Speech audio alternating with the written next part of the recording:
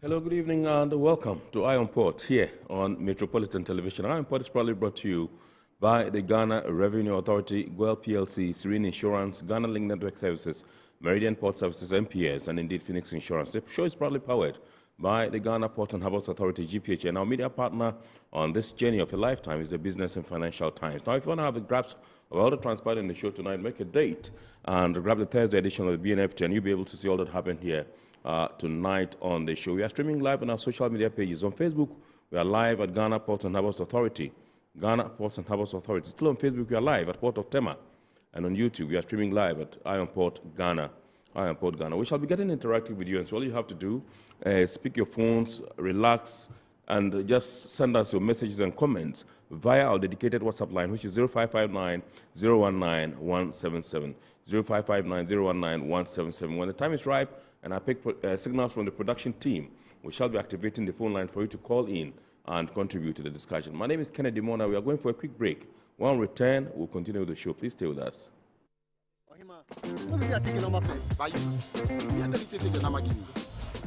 Guys, now I'm tired. I'll go on a date with whoever gets here first. Princess, really? Okay, I dey come. Shut up!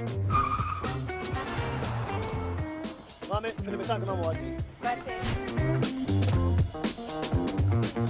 boss, fill my tank with Super XP Ron 95.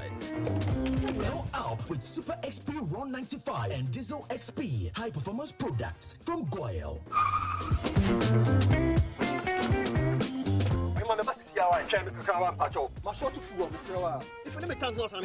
Sorry, Tony got here first, so I'm stepping with him. Oh, cut him.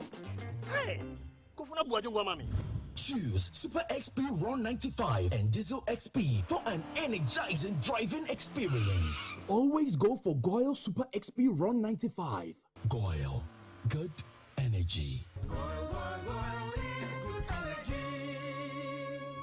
Electricity, then pay your taxes. Yeah. Our taxes, our future. Because you see, without our taxes, we wouldn't have good roads, good schools, better hospitals, street lights, and other very important social amenities. When we pay our taxes, we give our children free and quality education. Talga, my money too small. Why should I pay my tax? Look, small. Salifo, it doesn't matter how small or big your business or income is, you still have to pay your taxes. The little taxes from each and every one of us, when put together, could give your community clean water or that deprived school with tables and chairs. Please pay your taxes. It is your responsibility. It is your civic duty. It is the law. Impressive factory.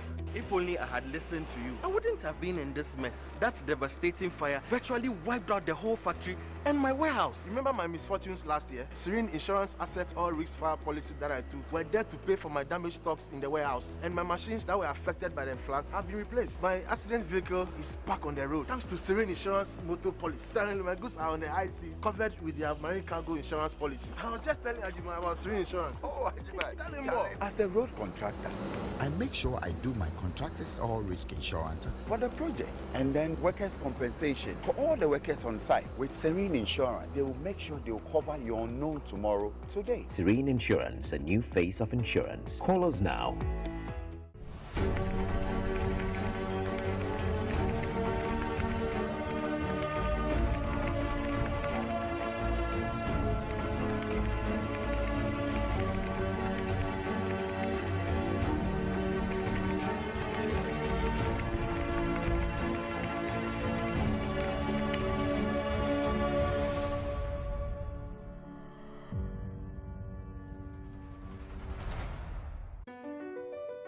MPS Terminal 3 is Africa's new state-of-the-art container terminal at Tema Port.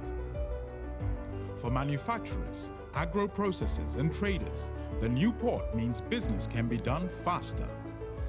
This infrastructure boost will improve Ghana's port handling capacity, connect more trading routes, and oil the engine of growth for the economy, creating greater opportunities across all sectors as Africa's markets merge and become the largest trading bloc globally. MPS, we connect, you thrive.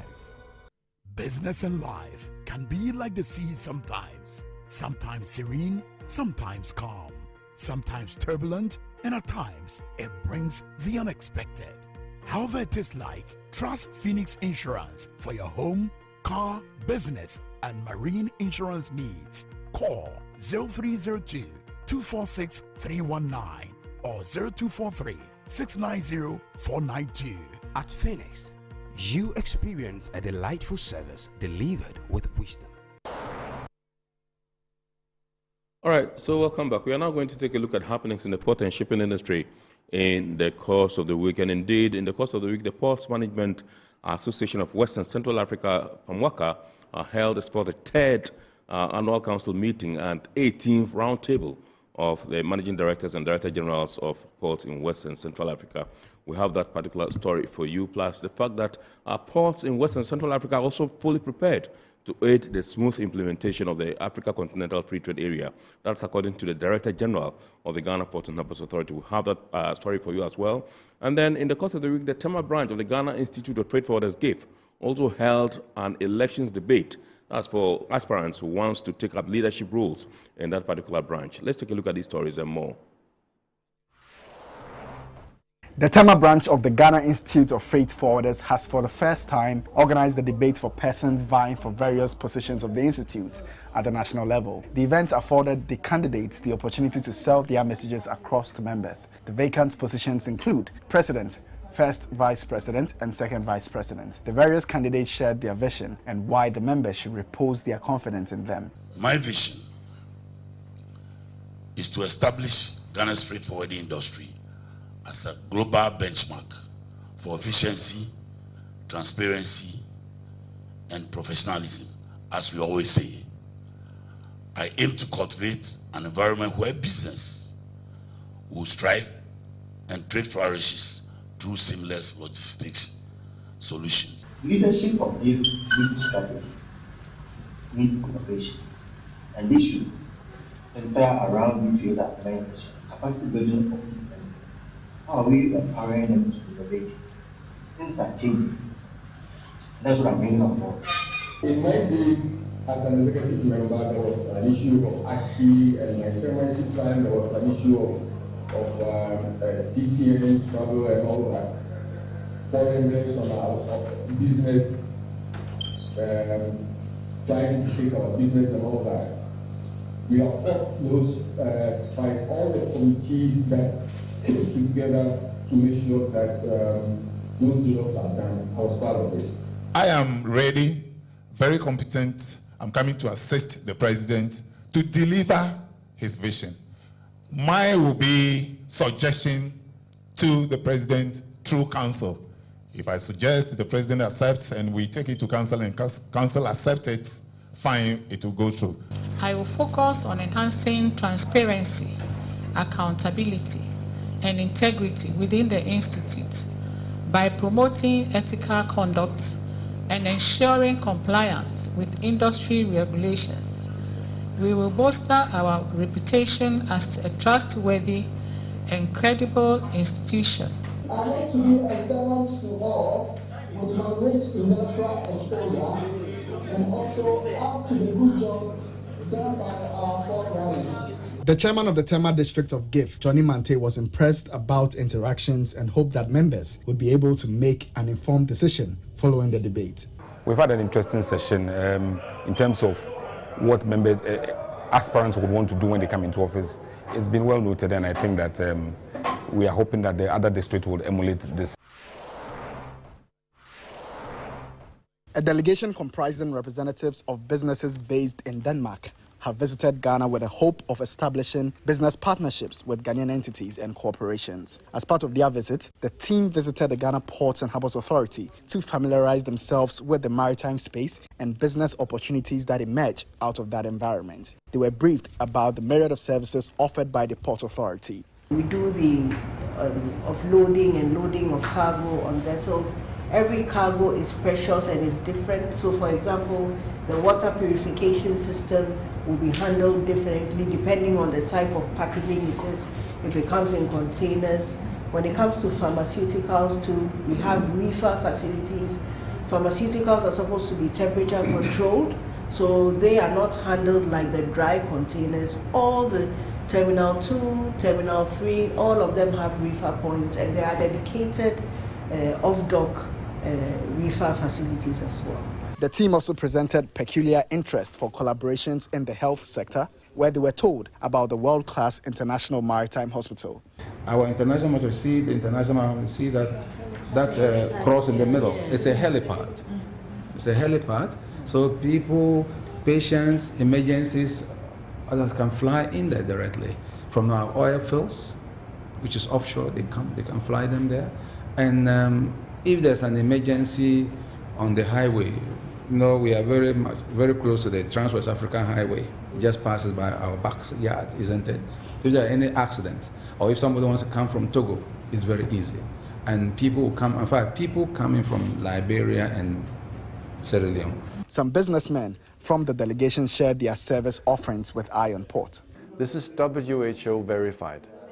We're working with UNICEF, we're working with Red Cross, we're working with World Vision, all the biggest NGOs in the world. They're using this because people don't like to use chlorine, because chlorine gives a bad taste, it gives a bad smell. People don't like to put chemicals in their bodies. So you can use this 500 times. 500 times will give you 2,000 liters of water, and it's just $4. More than a year, and it's just $4, so it's the most affordable water purification solution in the world. The Bioinnovation Institute is based in Copenhagen, and we build life sciences companies. So we take very early stage researchers and help them build companies around their products. This can be therapeutics, so medicine discovery and medtech, ways of treating diseases, so treatment facilities, technologies, agtech, someone working on natural fertilizers or natural ways of treating animal disease. So we take these companies in, big ideas, develop them into viable commercial companies, and now we are helping them to go out in the world. And we have two objectives in this. Of course, they have to remain business sustainable, but they also need to deliver wide-scale societal impact.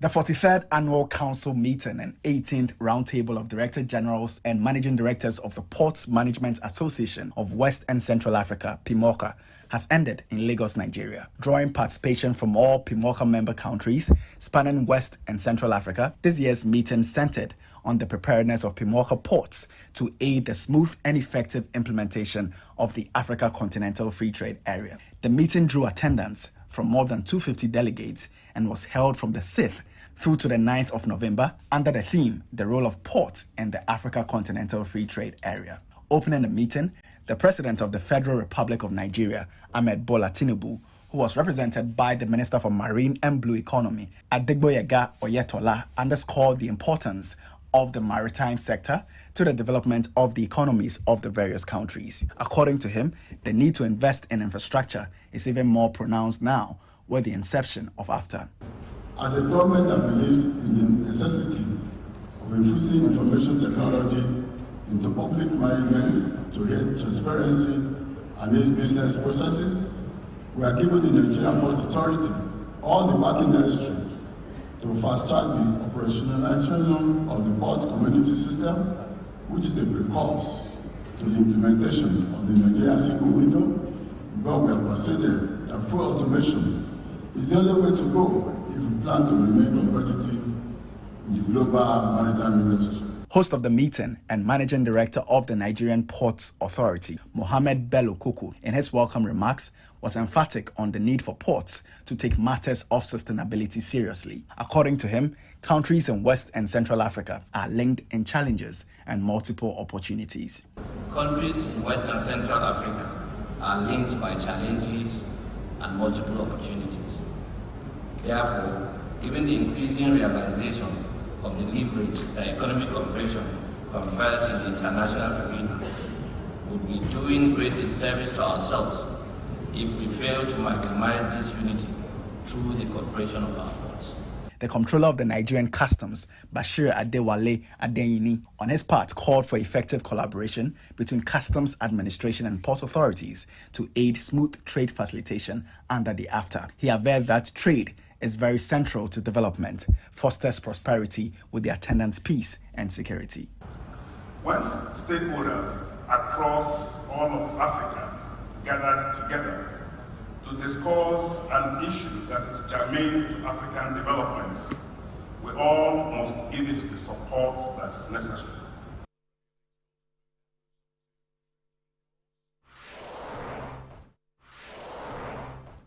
Ports in West and Central Africa are fully prepared in terms of infrastructure and otherwise to aid the implementation of the AfCFTA. The Director General of the Ghana Ports and Harbours Authority, Michael Lugoje, who made the declaration during the 43rd Annual Council meeting and 18th Roundtable of the Director Generals and Managing Directors of the Port Management Association of West and Central Africa, averred that the ports have been positioned to take advantage of the agreement. Michael Lugoje was chairing a plenary session on how AfCFTA has fared 3 years on. The GPHA Director General, who also doubles as the Vice President of the International Ports and Harbours Association, expressed optimism about the readiness of the ports to aid exports on the continent. According to him, the ports have developed some appreciable level of expertise in the handling of exports. I say to a large extent, the ports have facilities to handle cargo and ships.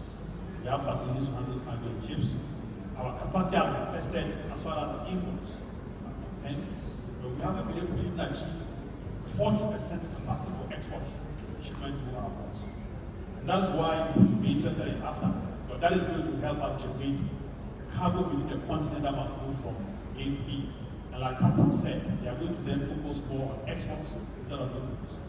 So what we can say is that we are assuring the trading public, the industrial public, after it's something that the ports are ready. The Executive Secretary of the National Action Committee on AfCFTA in Nigeria, Olusegun Awolowo, on his part, explained how AfCFTA has become the biggest trading bloc in the world and why it is imperative for Africa to give it her all. A market of 1.2 billion people. It has a combined GDP of some $3 trillion. And what it means is zero tariffs on imports from Africa into Nigeria, for example. So the customs have realized that revenue is going to fall short when we start full implementation of AfCFTA, because African countries are not going to be paying duty again. So that's why the trade facilitation process is very important.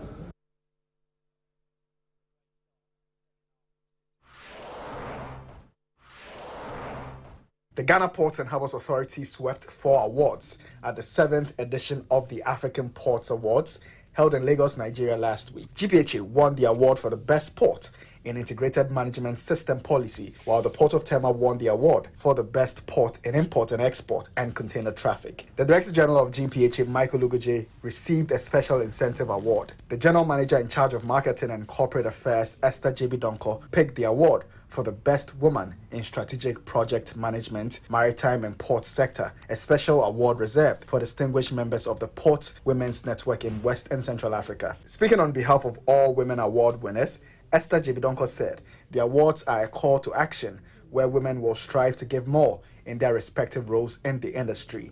According to her, the award is a motivation that will inspire women to aspire to higher heights.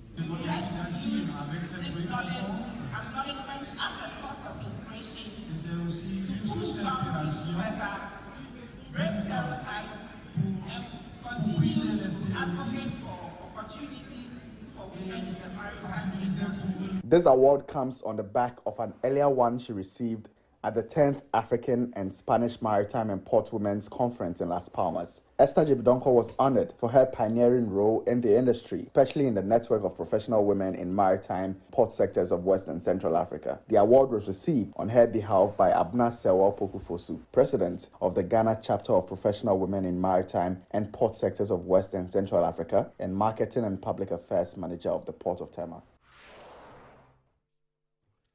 All right, so those were some happenings in the port and shipping industry in the course of the weekend. We took you to Nigeria, where you saw the stories emanating from the 43rd Annual Council meeting of the Ports Management Association of Western Central Africa and the 18th Roundtable of Managing Directors and Director Generals of PMAWCA. We're now going for some international ports and shipping news. The United States International Development Finance Corporation, DFC, has committed more than $500 million to support the development of a deep-water shipping container terminal in the port of Colombo, Sri Lanka. Specifically, DFC launched $553 million in financing to Colombo West International Terminal Private Limited to support the development of the Deepwater West Container Terminal located within the port of Colombo. The new terminal reflects DFC's commitment to financing high-quality infrastructure that supports development needs, invests in local communities, and is respectful of local financial conditions. The investment further demonstrates the United States' enduring commitment to Sri Lanka's economic growth and its regional economic integration, including with India. Mediterranean Shipping Company, the world's biggest shipping company, has named MSC Turkey one of the world's largest and most fuel-efficient container ships by design to date. The naming ceremony was held on October 30, the day following the Republic Day, which marked the 100th anniversary of the Turkish Republic. On the occasion, the newest Calestino Maresca class 24,000 TEU vessel made its maiden call at Asya Port, Turkey's largest transit container port. The 400-meter-long, 61-meter-wide vessel stands out with its lowest carbon footprint per container carried and a significant reduction in terms of carbon dioxide emissions per transport work, according to the company. Welcome back. We are now going for the word or phrase of the day, and today's word or phrase of the day is breakwater. Breakwater.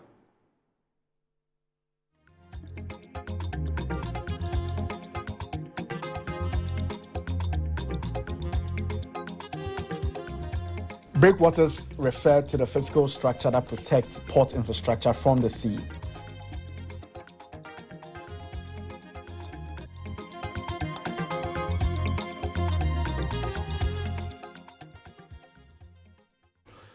All right, welcome back. So we are zooming into our discussion proper tonight, and tonight we're taking a look at the readiness or preparedness of ports in Western Central Africa to aid the smooth implementation of the Africa Continental Free Trade Area AfCFTA.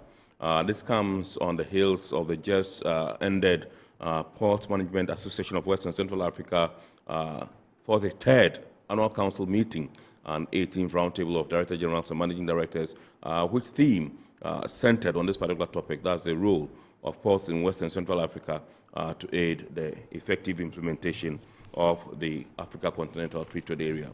And so tonight we are privileged to be joined by the Secretary General of the Ports Management Association of Western Central Africa, Monsieur Jean-Marie Kofi, who's joined us via Zoom all the way in Lagos, Nigeria. Indeed, we're supposed to be joined by the Managing Director of the Nigerian Ports Authority, Mr. Mohammed Bello Koko, but in the last minute he said he had been given a presidential call to join an assignment out of the conference, so he couldn't join us because he would have been airborne at the time. And so in his place, we are privileged to have Mr. Louis Yao-Afol in the studios, who is the Executive Director of the AfCFTA Policy Network Group. Good evening, sir, and welcome. Thank you for having me. Good evening to you. Awesome, awesome. Monsieur, good evening, and thank you very much. How's Nigeria? Nigeria is fine. Good evening. Oh, great. Good to have you. Nice to see you. Nice to see you too. Yes. All right, so first of all, I just want you to tell us about the 43rd Annual Council meeting and the 18th Roundtable of the Managing Directors and Director Generals of Ports in Western Central Africa, which just ended in Lagos, Nigeria, just a day or two ago. Can you tell us what it's all about and whether you think you realize the objectives of this particular year's conference? Yeah, good evening once more. You know that the 43rd Council you got 2 days ago in Nigeria is give us some of advantage opportunity to talk about free trade area. The advent of African Continental Free Trade Area marks a major turning point for all countries on the continent because it could make it possible to unify and simplify these different trade facilitation agreements. Indeed, intra-African trade could generate endogenous growth which could help more than 100 million Africans out of poverty. It was really an opportunity to talk about AfCFTA because the port is really involved on this matter, and you have to show that the role you are supposed to play through PMAWCA, this organization, and port members. So you talk about that one, but you have some of the challenges to face and to solve this problem on the port sides. Okay. So at the end of the day, what were some of the conclusions that you arrived at? PMAWCA can only rejoice at this great initiative and be part of this dynamic to better take advantage of this opportunity. Africa as a whole only representative than less than 10% of international trade. In this perspective, PMAWCA supports the initiative of its members on the signification of administrative and custom procedure, the drastic reduction of custom duty, the elimination of administrative and bureaucratic burdens, the establishment of a port interface constituting a laboratory for experience, including the development of most advanced community digital solution. We support also for regulatory and normative reform, the challenge of the continental logistic network, which is considerable on the scale of the continent.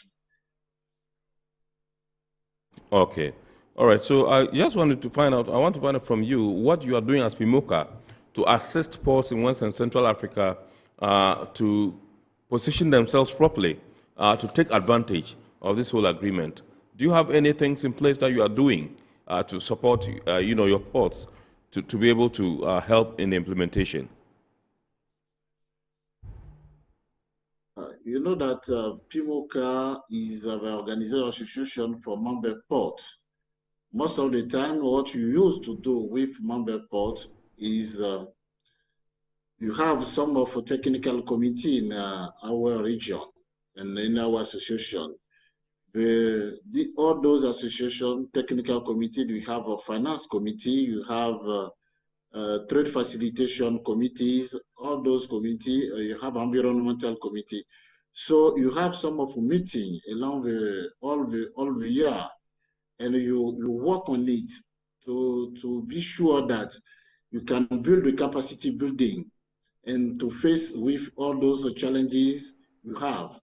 So PMAWCA is trying also to standardize some of the regulation to be sure that member port, they can have this one in mind and work with this kind of a tool we are putting in place for them to grow the trade and to increase the volume of trade in our region. Okay. All right. So, Monsieur, don't go. Let me come to the studio. Please stay with us. We'll come back to you. But let me go to the studios and get Mr. Louis Yawafo to give us your sense of appreciation of the preparedness or readiness of ports in Africa to aid the continental free trade area. Because you've done extensive work, on AfCFTA, coming from the AfCFTA Policy Network Group. I think that, thank you again, and good evening to my colleague. I think that the ports and harbor, always we have to differentiate the two. Yes. The belly of the whole agreement, the trade agreement. In fact, it's the spirit of the agreement. Because in one of the implementation strategies, AfCFTA is looking at trade-related infrastructure. Right. So ports and harbors are key infrastructure needs are key infrastructure vehicles that the AfCFTA can well be successful. Why? Because you're looking at supply chain, world supply chain. You're looking at the African supply chain. Let me come down to Africa. Yes. And all these borders around, now that the goods are produced, how will the goods get to the consumers? If they're not going by maritime, they'll go by air or they'll go by road. So this is where it is important to really identify the role of ports and harbors in the implementation of the AfCFTA. If you are not producing and you are importing from another member state, where will the ships dock? Or where will they dock? Yes. Apart from that, how are you going to export your goods? And so it is imperative for us to understand that it is an ingredient of infrastructure that all the member states will have to develop an infrastructure funding. And I'm happy that you realize that Ghana, about the past 6 years, when we had Terminal, I think Terminal 3. Yes. At the Ghana ports in Tema. Look, you can tell me, since we had the volume of trade, volume of containers per day have expanded. And these are not containers of nothing, containers of goods. Absolutely. And what is the importance of the AfCFTA? To boost intra-African trade. And so it's non-negotiable. It's a non-negotiable item for member states to really seek funding or fund when it comes to port and harbors. Okay. All right. So I know you've taken a look at some of the initial impediments, militating against the smooth implementation of AfTA. We're told that a considerable satisfactory number of countries have ratified and are ready to join and are already running. Tell me, what do you identify as some of the challenges? You see, the challenges are normal challenges that always are akin to trade. But the key aspect is AfCFTA member states should know by this time they are moving away from too much of the literature. It is important to look at the industrialization agenda. There is the need to start letting machines sound until we begin to connect our value chains to industrialized products, until we hear the sounds of factories, until we hear the sounds of industrial machines producing something. These are the challenges. We are not producing still yet. We are not having the appropriate linkages. And that, I mean, for example, if you know your economy is maybe 40% agricultural economy, that means that you're looking at how you connect agribusiness or agri-processing or connect agricultural sector into the linkage into industrialization or manufacturing. So once you identify your priorities, then it takes you to the next steps. But it seems most African countries either don't recognize the particular sector they are dominant. Right. If you're able to identify that you're an agribusiness or you're in the service industry, but if you're an agribusiness, and I think most of the economies in Africa are about 50% agribusiness, that tells us then that we should make sure that we quickly look at the next model of our manufacturing and industry to produce. So until we produce and trade among ourselves, it will continue to import from outside the free trade area. Because then we are still neglecting what exactly will cause the intra-trade production. So we call them enabling factors. Even in the AfCFTA class, we call it factor productivity. Right. So the basic economics, how do I combine factors of production to produce? And that is one of the ones that I've seen that most of them have neglected, the factor productivity, how to combine capital, combine labor, combine entrepreneurship, all those land. If you don't combine this well and add one more, technology, if you don't combine this, we only be saying we are trading among ourselves, but we don't have products. If you go to the shelves, I was making a submission somewhere. If you go, because English-speaking countries, we don't trade more with the French. I won't be surprised you have a trader move away from Ghana all the way through bypass Cote d'Ivoire, Togo, straight to Nigeria. The same applies. You go to most of our supermarkets, go and see the products on the shelf, whether you will see most typical African products. You won't. Most of the products still on the shelves of most African supermarkets are foreign. So it is a sign that we are still grappling with the fundamentals of the free trade agreement. Right. Okay, so let me go back to Monsieur Jean-Marie Kofi. Monsieur, if you can hear me, I just want to find out from you, one of the issues that came out strongly, that saw recommendation that you should have improved on is the sharing of data amongst ports. I just want to find out from you whether the ports in West and Central Africa have data to be able to tell the volumes of trade that have been traded under the AfCFTA agreement. Okay, I'm told we've lost Monsieur. They will try and then work him back on the line so that we can, continue with him as far as this discussion is concerned. But let me find out from Mr. Louis Afo what incentives you think ports can put in place to aid, AfCFTA. I think that we have to look at the value chain in port administration or port sector. You have a lot of chains. You have the freight forwarders, you have the stevedores, and then you have engineers. So that chain within the port should be really expanded, and they should be given recognition. Then again, we need to look at the remuneration structure or the reward structure. It should be competitive. For example, you recall Ghana had dry shipping where you used to repair ships and what have you. Yeah, the dry docks. They will still have it here in Tema, the Tema shipyard. If you have Ghanaians who are trained to repair, why would you import the services of foreigners? So one incentive is that let us patronize the services of our local engineers when it comes to that side of it. Let us also look at the cost mechanisms in terms of rates of services being offered by the port to its customers or clients.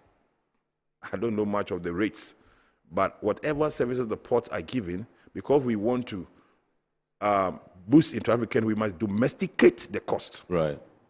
It should be able to be affordable for those chain of activities or subsectors within the port administration, port management. If you can't do it, if you don't do that, then it doesn't give them those sectors or those subsectors or those ingredients of people within. It doesn't give them the opportunity to be able to really have that kind of partnership or service approach towards the port itself. So I'm saying that our cost of services or rates of services should be affordable, it should be competitive, so that all the various subs within the port administration will be able, other than some of them will just go bankrupt. Again, some ports are really, it's important to really utilize appropriate technology. And I know, you and I know Ghana for some time, we've been going paperless. Yeah. Because where there is no technology in the system, you go by manual. And so for ports, one incentive is that you should have state-of-the-art technology. State-of-the-art technology. Deploy AI systems. Right. I remember I was in one country, one African country, and I tell you, I think it was Senegal, Dakar. Look, before you enter the airport, because we're talking about port, airport is a port with air. Before you enter, you go to the airport. By the time you reach the toll booths, they have programmed these AI sensors. Ghana used to have. Once your vehicle or your car approaches about some 2 minutes or 3 minutes to the booth, the radar, the infrared sensors, which you have the card on your car, it just opens up for you. You don't need to queue. So technology reduces man hours and manual effort. By the time you read that, the booth just opens for you and you're going. I'm saying that, so in the same way, when you're entering the ports, most of the gates, most of the security checkpoints, they should deploy technology. You don't need to have these container vehicles line up, queuing. Go to Tema, I can show you one area. They queue so much. Why? Deploy technology, make the systems easy, so that they will be able. So that because when you make it easy, you have reduced man effort, you increase the accelerate time and get efficiency. So if that is, those are some of the incentives that our ports should be able to really adopt. In fact, they have no choice because we are in an era where when you are not competitive, another person will be more competitive or attractive. Right. And this is what we need to really, these are some of the areas. And again, I think one of the areas is we should also ensure that our ports are security optimal. It's like for some time, Ghana seems not to be so much talking about piracy. You see, it's because I don't know whether we have data that shows we've experienced piracy on our coasts.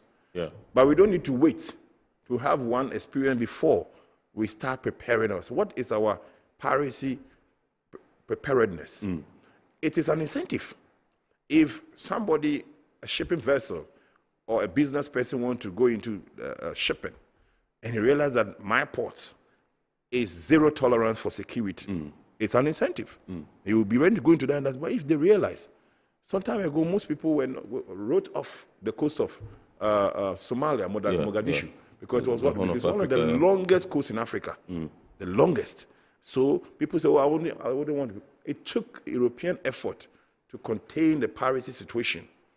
What about West Africa? I know Nigeria is doing a lot. What about our own Ghana? Just we're doing our own miles. What is our security readiness? Are we waiting for something to happen before? You have to now invest in the asset viability. I think the Navy received some vessels recently, and I saw some patrol boats too. That's for the police to also do patrol. So I think that we're also doing something, on our own as a country. That is very important. And again, there's nobody does business in the dark. No one knows what you're doing. It's important. Like we have the Eye of the Port, which is a very good program. We need to have updates. The Navy needs to update what you're doing. It boosts the confidence of the people. Right. Now look, we have the fleet. We have this stationed. We are 24 hours here, and you don't need to have the. You give people an assurance when you always let them know what you're doing.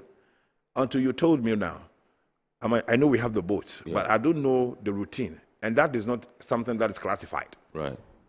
It will let people know that yes, anybody want to go into that sector, and you come to Ghana ports, we have zero tolerance for security inefficiency. We are good. So that is some of the things I think the ports needs to have. And then the last point I would say in terms of is feedback system. Some time past, I used to have some business with the ports. Right. Feedback system is very key because feedback system, since we are becoming a gateway, we want to trade. Ghana has the headquarters of the African continent. That's good. So apart from we being the gateway in terms of the institutional process, we need to have also the gateway when it comes to services, infrastructure services, and port like this. And what is the feedback? How many complaints are cycled or recycled? How many complaints you receive? And how is it programmed? We might take it for granted, but complaints which are addressed in a feedback system becomes a gold mine, because out of the complaints are many suggestions, many innovations, ideas. But you realize that we don't take those, we take it more personal. So we need to have a very strong feedback system. For example, in another AfCFTA, there was a program that was what we call the 48 hours complaint system. That one was for the borders, whereby a member state having a problem with any border issue will have to complain within 48 hours, and the country where the problem is arising will have to respond. It was developed with UNCTAD. So that is what I mean. That feedback system should be at our ports, so that when traders or exporters or importers have issues, it doesn't take years to respond. In fact, when the feedback system is strong, it becomes recycled into innovation. Yeah. This must be, it shouldn't be underestimated. The one who used to go to public offices, I take very serious look. You will see them put their complaint. These days, most of them don't. Maybe they have done it in a more technological form. Whatever be it, our complaint feedbacks, there should be a feedback system, whether through technology or manual, so that feedback system will be processed into innovation. That will keep as a motivation. As for these people, there's zero tolerance for all kind of bureaucracies, all kind of I don't care kind of system. No, you care. As I'm speaking to, let me give you a critical example. Yeah. A friend traveled to New York. The person was in New York for a program.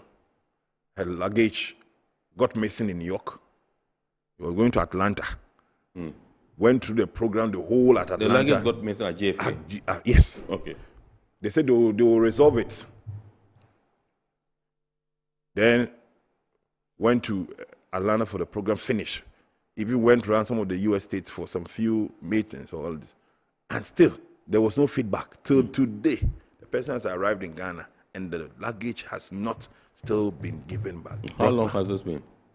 Pardon? How long has this been? This is about, we are almost getting to about a month plus. Wow. That is even, so feedback system. He has not heard anything. So if that is not so, the next time when you are traveling, you have a certain mindset, a certain impression. And those impressions, we call it implicit costs. Because you think you can't quantify the cost. Oh, it doesn't matter. But the implicit cost is that the next time, I'm not going to make any decision to come there. So I think the port should have a serious feedback system, which will be processed into innovation. Right. Okay, so you mentioned the issue of technology, deep penetration of technology in the port, and you also mentioned security. That must be enhanced to aid AfCFTA. What role does governments, have to play to aid the ports to be able to do this? That is critical. So if you look at the AfCFTA itself implementation, the leader, I call them, is governments. And the government partner private sector to really make AfCFTA a reality. But when it comes to certain infrastructure, the first person who have that resource is governments. Government should lay the infrastructure. They should lay the framework and get support. Let me give you an example. You and I cannot get up and say we want to develop rail. You and I cannot get up and say we want to go and build a new port or even inland ports. It takes certain framework, government policy, government framework. What is the law say? Then you come to government committing its resource, not only government of Ghana, the state parties, their government should fund infrastructure. The government should develop, the way we had certain levies for COVID. And we need to, in fact, you see, and Mona, it saddens me. I don't know, but my observation of governments in Africa seems that we seem to look at infrastructure as a secondary matter. But infrastructure is so key. So when you come to trade, ports are very, very key. Rails, very key. Road, very, very key. And so we need to have a strong budget to fund infrastructure, and vis-a-vis, by extension, the ports. Right. And so it is important that they lead the way. Then when you want to come for partnership, for example, now McDan Shipping went towards, approached the AfCFTA Secretariat and said, look, I want to partner you. And so the AfCFTA has a program, they call it the AfCFTA trading companies. So that private sector companies who want to do something with the Secretariat for the state parties, they will give you that support, that backing. So I think his shipping line decided to ship after goods. Maybe I'm sure at a discount or something. That is a good initiative. And so when the government have a good policy, a good framework, and shows the way, then the private sector will just fall in. There was a story, I think Zambia. The trucks that were heading towards the port, I think, the queue was so terrible. And I think that the Secretariat to, I think the Secretary General approached and asked question, do you think, is there a way that we can resolve this issue? They said, look, then why don't we develop maybe the sports or that infrastructure? So immediately then the Secretariat can lead you, recommend you to maybe some of these regional banks, maybe Afrexim Bank or AFDB. So if there is a problem with infrastructure, in connection with the AfCFTA, government can identify and approach the Secretariat and say, look, can you help me secure funding from the Afrexim Bank for me to develop or to enhance this infrastructure gap? Right. It will help you. They will help you. When Equatorial Guinea, I think 2009, 2010, when we're having some issues with oil, fuel issues, right? They wanted to, I think, supply Ghana, but at that time we're not having gas. They wanted to supply. They didn't have this infrastructure at the port for the gas. Yes. The FPSO or something. No, not the FS. The gas they have. I've forgotten the rider. The pipelines. Yeah, no, but to store. Right. They have a term for it. We're not having it. So it was making it difficult. Now the Equatorial Guinea government, what he's doing now is he wants to rather supply more support to African countries under AfCFTA than exporting it to Spain. After all, they were under the Portuguese. Right. So the government should identify infrastructure gap these, approach the right international institutions. I'm not talking about IMF or World Bank. Just our neighbors here, Afrexim. After all, we have shares when it comes to Afrexim Bank and AFDB. That is very important. So maybe we are not yet identifying that we have some needs. And when we identify we had the inland port gap at the Bankora, I hope I mentioned the name correctly, the Bankora inland port. We did it. So these are some of the things, these are the things that governments needs to do. And when they're able to do it, the private sector, who is already positioned, will be prepared. I remember I led a team of investors to the railway ministry about 2 or 3 years ago. They wanted to, develop our rail. They came with, it's a continental one. Right. When you go to the Ministry of Railway, they have the plans there. And I'm sure I've been told that some works have started. But I think we need more. Because, Mona, when you have ports, it is important your railway develops alongside. Right.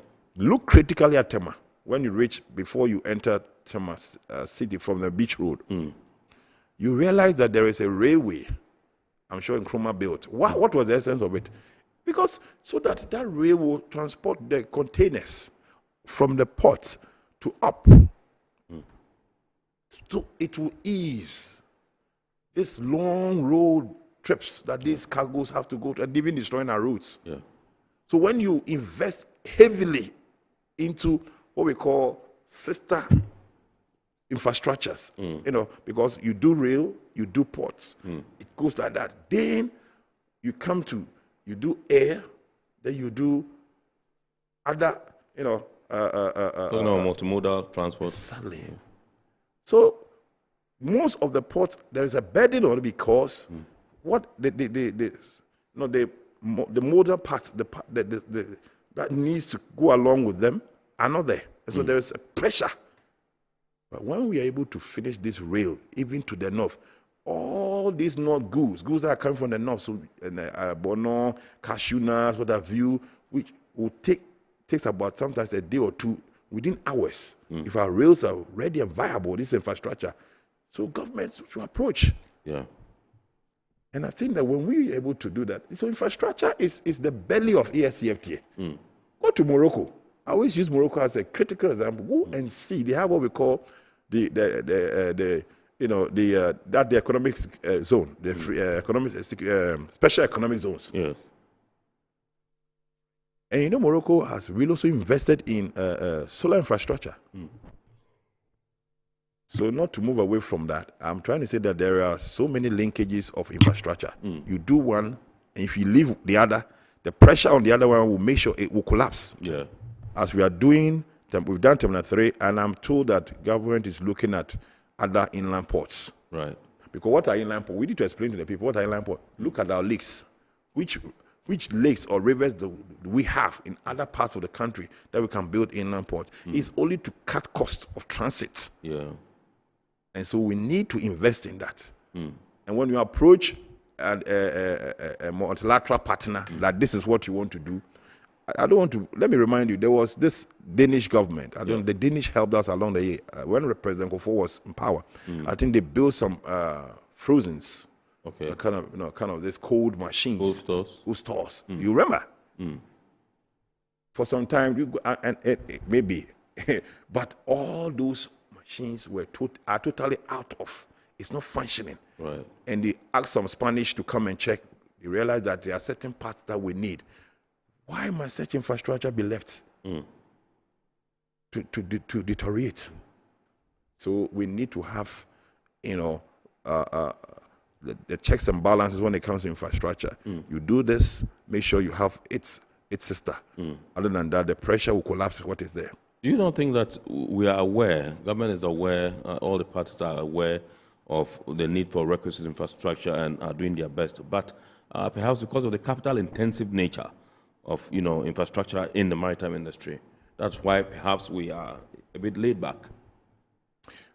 So, you and I were not there. These are things that we've been hearing. Government has not come to say so. Maybe we are speaking for him. But I'm looking at governments in my little survey. Governments within the AfCFTA must take the bull by the horn. If you don't have your capacity is limited, but approach a multilateral agency for that project. Look, let me tell you one thing. The policy, and I'm not being a partisan here, the one district, one factory policy that the government had is an infrastructure issue. Right. It is a policy that will really enhance. If this policy will really be reviewed and look critically, it could be a very good model for the AfCFTA. Because when you say one for it, it's not just the name district. It means one resource location, one factory. And what will you need? You will need infrastructure. Because if you have that kind of system that looks like the free zones, you have economies of scale. And so if you are approaching an international funding agency for some project like this, which they look at the cost-benefit analysis and look at the benefit that will accrue, which is a long-term, medium, and even short, who will not help you? So we need to look at those ones because they are infrastructure. Because if you are doing one, they say one factory, if you go and set up an orange factory at where there's more orange, it's not just producing. You need to have storage. Because if you don't, it will still go bad. Do you remember the famous silos at Tema? Yeah. Why was it built? The one before you go to the fishing port in Tema. Kwame Nkrumah built those silos. What was the purpose? You and I know. So you need that policy. So policies, some of them are short-lived because it doesn't have infrastructure to hold it up. And infrastructure here, we have energy infrastructure, we have road infrastructure. Today we are talking about ports. You need, even the ports, there are other sub-infrastructure that you need. Must we always go electricity at the ports? We should look at certain lands around the ports which we can generate serious solar panels. Morocco has the largest solar panels in the. Go to the north, Boko. I have been able to move a bit up there. Go to Boko just after Binduri. Yeah. And look to your right, you will see the Sahel. What infrastructure can't we get from there? You see, we're always looking at the natural resources. We need more of these technology-based resources to augment. Right, the natural resources, yeah. At the ports. If, for instance, we have energy crisis now, and the whole port shuts because of no electricity power. Do we have that solar capacity? Look at the way the sun has been raining down these days. Do we have the solar capacity? And what shows that we can't do it? Others have done it. So why don't we learn from them and ask them, how much did it cost? If they say it costs ABC, ask them, where did they get it? Infrastructure is something that is not negotiable. If the AfCFTA will survive. And I'm happy about the mode that Equatorial Guinea is taking. A very robust. One infrastructure they're going to do is Equatorial Guinea is doing what they call the 5 giants. They are diversifying the economy. Right. And one of them is digitalization, infrastructure. They want to lay fiber under the sea. It's going to be expensive, but they know what they are going to get out of it. Right. Other countries in Africa export their soil. Do you know that? What infrastructure can't we have? If we export our soil for them to go and plant apple, for you and Mona and I to be buying apple and what the other was, the apple and what? We have apple. Grapes. See? I've said we buy grapes and apple because we say you can't plant it here. Yeah. But some grapes, African countries export their soil to those countries where they are producing the apple and grapes. And I said, why don't you ask them what it would take, now that you have the soil, which is the main one, that you cannot plant these crops? It's infrastructure. It's infrastructure. Right.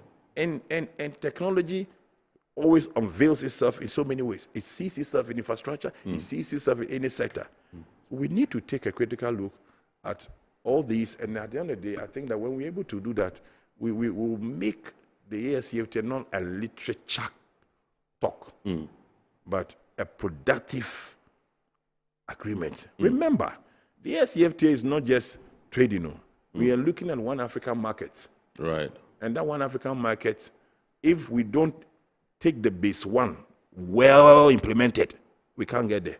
But one African market, you need to have one currency. You need infrastructure when it comes to having one currency, one central bank.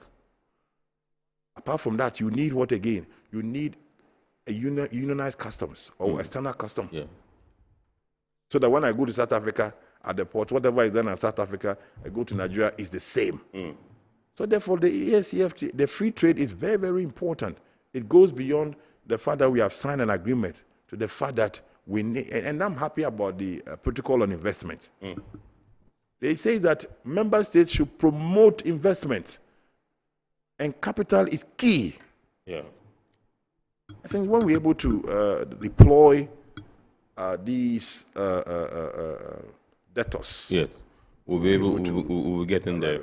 All right, so this is Iron Port here on Metropolitan Television, and tonight we're taking a look at the role of ports in West and Central Africa in the smooth implementation of the Africa Continental Free Trade Area. And we have in the studios Mr. Louis Yao Afol, who is the Executive Director of the AfCFTA Policy Network. Indeed, earlier we had been joined by Monsieur Jean-Marie Kofi, who is the Secretary General of the Port Management Association of West and Central Africa. He joined us via Zoom, and we lost him along the line. And the production team are working, the lines to see if we can get him back so that we can conclude this discussion. We're going for a quick break. When we return, we'll continue with the discussion. Please stay with us.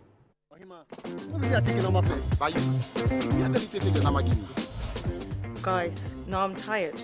I'll go on a date with whoever gets here first. Princess, really? Okay, I dey come. Shut up! Mame,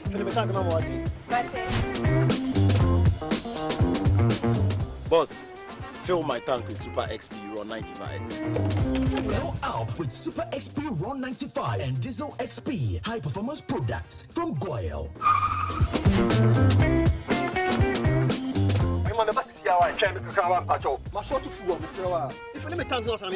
Sorry, Tony got here first, so I'm stepping with him. Oh, cut him.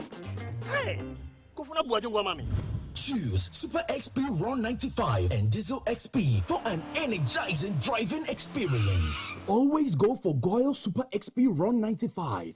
Goyle, good energy.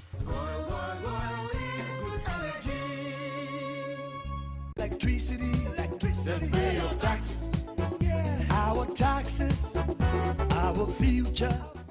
Because you see, without our taxes, we wouldn't have good roads, good schools, better hospitals, street lights, and other very important social amenities. When we pay our taxes, we give our children free and quality education. Tell God, my money too small. Why should I pay my tax? Look, small. Salifo, it doesn't matter how small or big your business or income is. You still have to pay your taxes.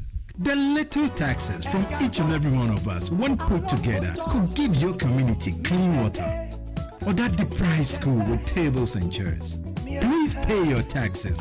It is your responsibility. It is your civic duty. It is the law. Impressive factory. If only I had listened to you, I wouldn't have been in this mess. That devastating fire virtually wiped out the whole factory and my warehouse. Remember my misfortunes last year? Serene Insurance Asset All Risk Fire policy that I took were there to pay for my damaged stocks in the warehouse. And my machines that were affected by the floods have been replaced. My accident vehicle is back on the road thanks to Serene Insurance Motor Policy. Currently, my goods are on the IC covered with their marine cargo insurance policy. I was just telling Ajima about Serene Insurance. Oh, Ajima, tell him more. As a road contractor, I make sure I do my contractors all risk insurance for the projects and then workers' compensation for all the workers on site. With Serene Insurance, they will make sure they will cover your unknown tomorrow today. Serene Insurance, a new face of insurance. Call us now.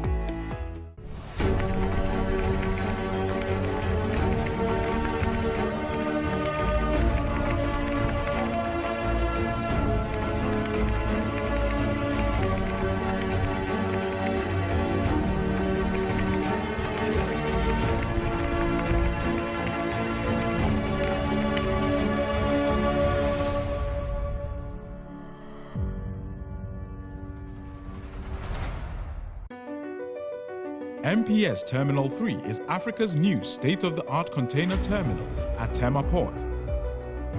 For manufacturers, agro-processors and traders, the new port means business can be done faster.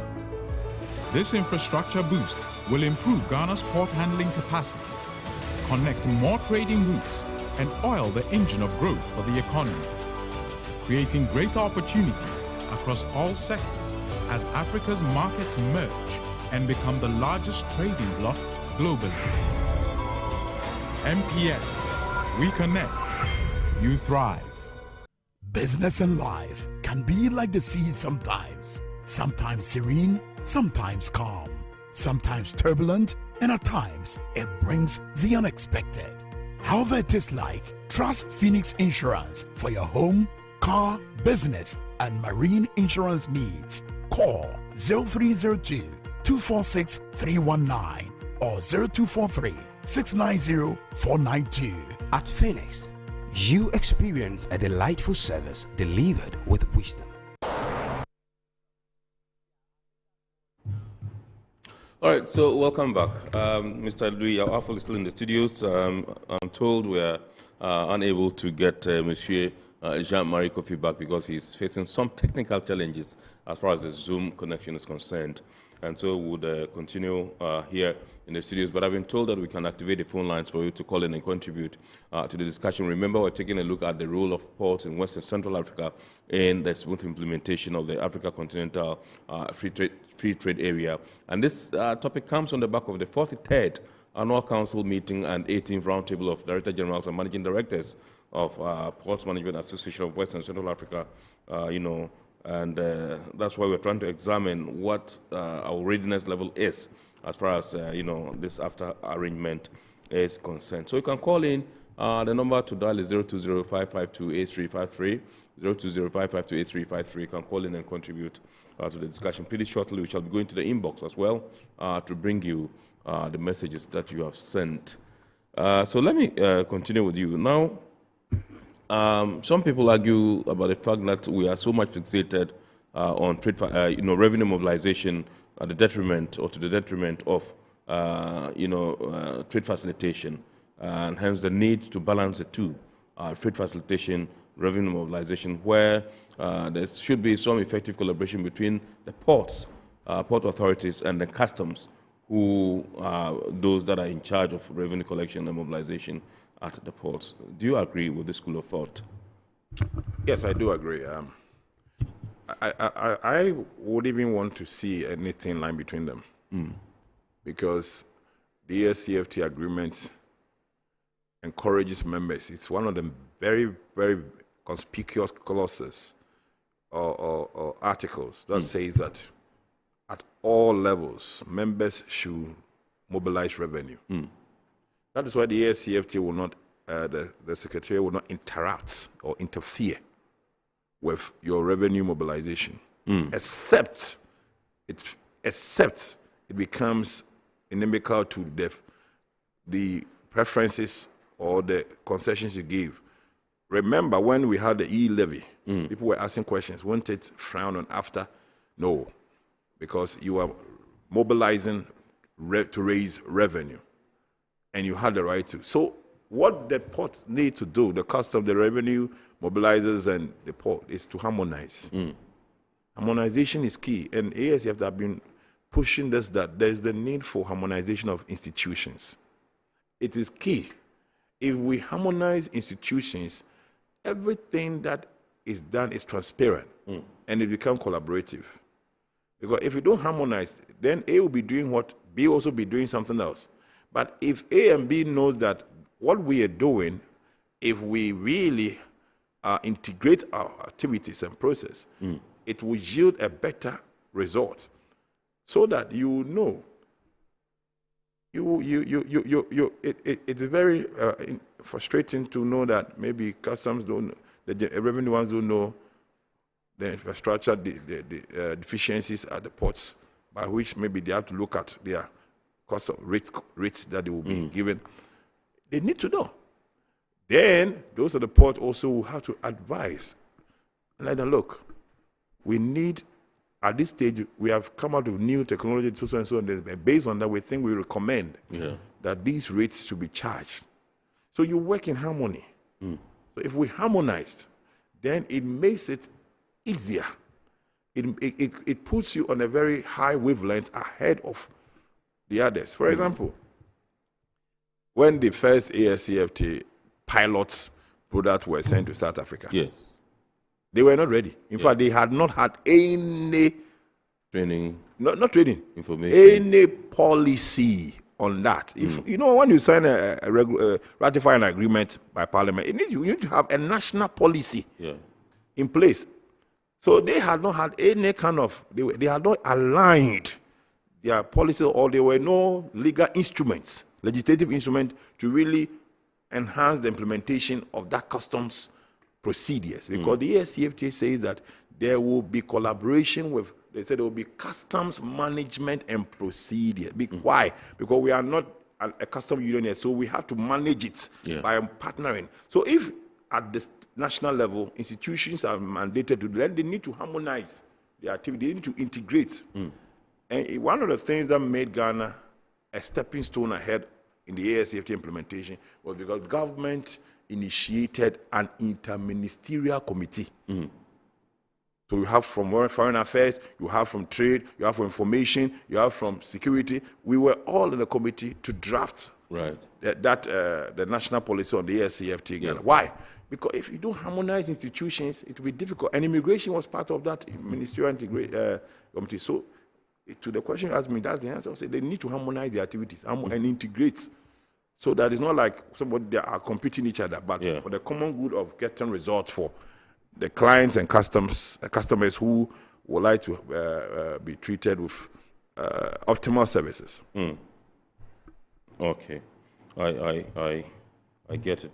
Now let's take a look at the trade liberalization policies and how we can get them to go down to the ground for effective implementation to aid, this whole thing.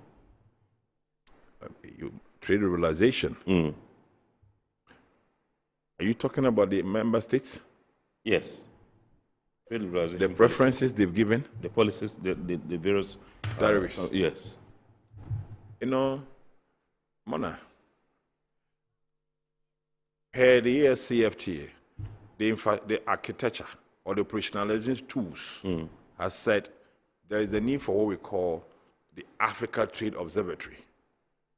The Africa Trade Observatory to the ordinary person is, let's say, the website or the information shop where countries must publish their preferences or their concessions. If you say that when I'm trading with you, I have liberalized these products at 10%, maybe 5 years ago, I have not liberalized. You are supposed to furnish the After Secretariat everything you are doing. Right. And it must be published on the Africa Trade Observatory. So that now they have what we call the e-tariff. The e-tariff, you and I can go there and see the countries and the tariffs they've offered. The last time I went there, I checked Seychelles, I checked Mauritius, butter. What concessions have they offered? So if you are not publishing, and it's that idea of the Africa Trade Observatory was to make sure countries don't work in the dark and come ambush, I use the word ambush other state parties. What do I mean by that? For example, there was a coffee producer who complained that, you know, she shipped coffee here only to realize that Ghana said they have changed their policy on that, and therefore they've not liberalized. And she was very frustrated because per the agreement, what she understood was that once we have liberalized, every goods can come in, every goods can go out. And when I checked, Ghana changed policy, I think, way before the AfCFTA implementation came to force. If Ghana changed after the AfCFTA liberalization took off, then what it means is that Ghana would have written to the Secretariat and said that, look, we have amended these preferences or this tariff regime, and please amend your records accordingly. What do the Secretariat do? Then they'll be able to publish in the African Trade Observatory for every country to know, so that you don't wait for the exporter to bring the goods at your customs point and say that you have changed your policy. So what do you expect the exporter to do? To take the goods back? So those are some of the things that ambushment member states cannot do. And I don't think, I don't have any record of any of them currently undertaking that process. Again, in terms of liberalization, we should realize that the moment you talk about trade liberalization, or the moment you talk about free trade, the first thing you need to know is that you are in a competitive age. You have opened your borders, automatic. So you cannot be protectionist at the same time competing. In a free trade, protectionist rate is low. You have called for open market, a competitive market. So I have a problem when state parties at one point seems to championing that let's have a liberalized system, and at the end of the day, they also have internal policies that are protectionist in its nature. Then we have not done anything. We have gone back to the old barriers. Why did you say we want to have free trade? We want to eliminate certain barriers to trade. Right.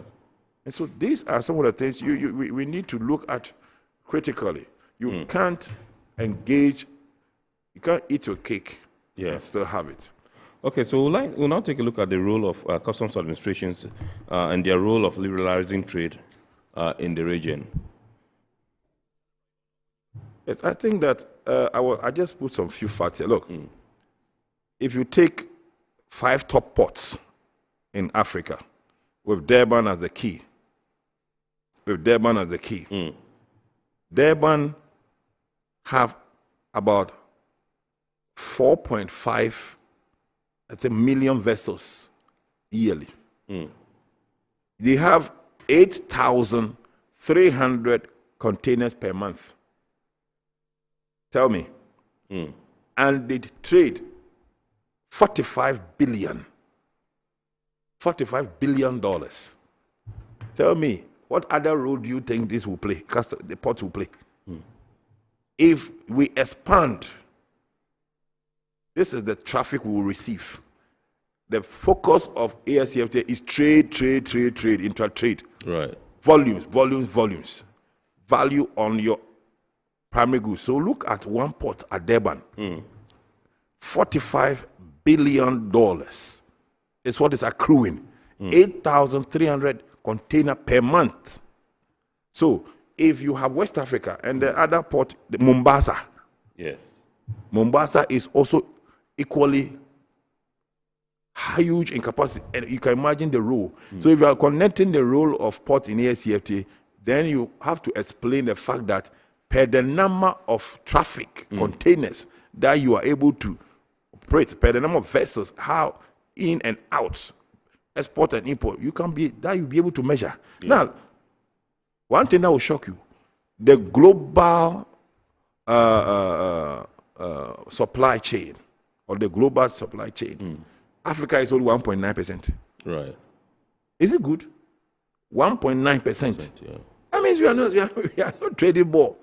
Therefore, it is important that I always say that the ports and harbors, it is one of the major legs and pillars on which the AfCFTA thrives, and can be successful.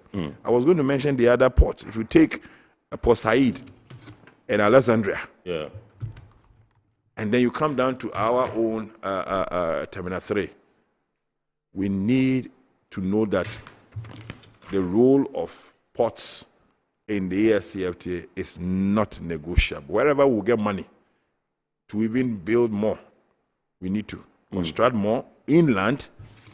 These days that we have unpredictable climatic conditions, we have a lot of lakes and rivers that we can have some inland ports. Yeah. So if you ask me, I think that the role is not negotiable. Then again, one important thing is that ports also ensure that there is a large product variation.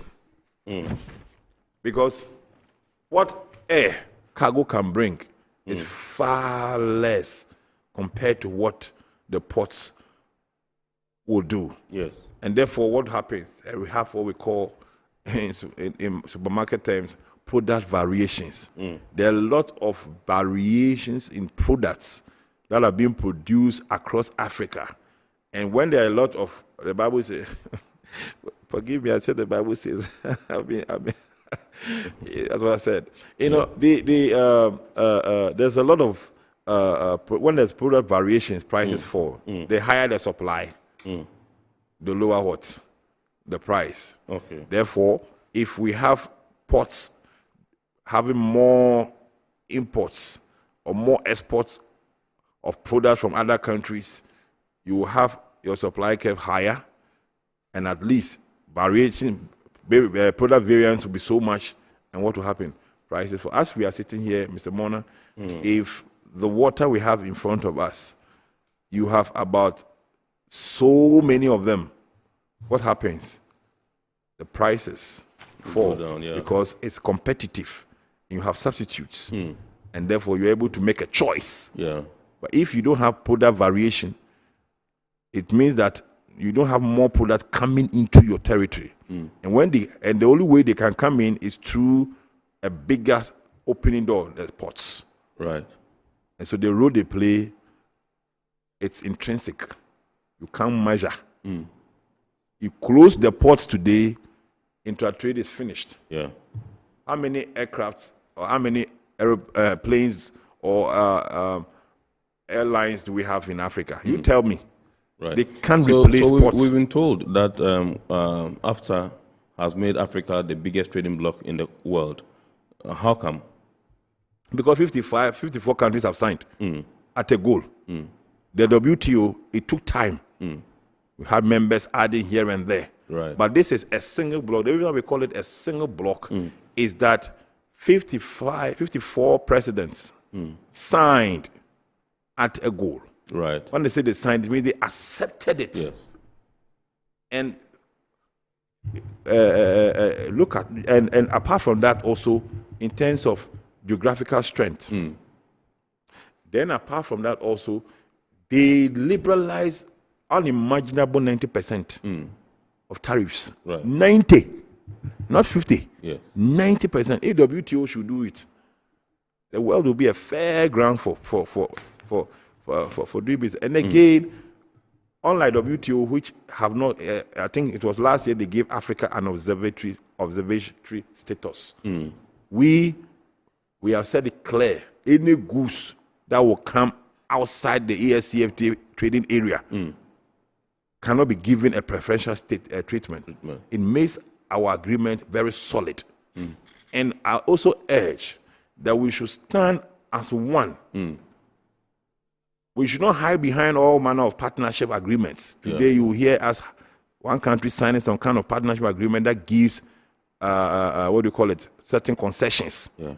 Under this free trade, AfCFTA, you cannot give a preferential treatment to a third-party country or a third party outside the free trade area and then come and show an opposite or contrary treatment to your state party, member state party. So it makes our agreement solid. Okay, awesome.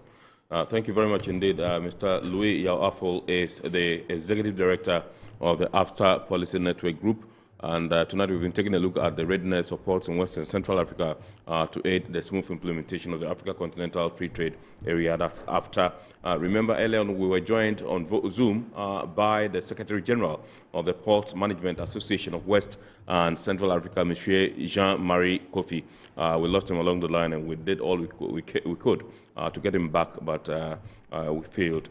Indeed, we're unsuccessful, so to speak.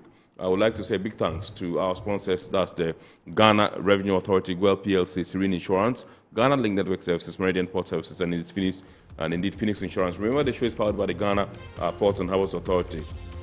We shall be airing the abridged version of the show on Wednesday at 8:30 p.m. on Ghana Television. Make a date and watch that. And remember to keep watching the rest of our programs here on Metro TV. God willing, next week we shall bounce back with another wonderful edition of your favorite maritime and shipping program, Eye on Port. My name is Kennedy Mona. We thank you so much for being our guest, and we wish you a very super week ahead. Good evening, and thanks for watching.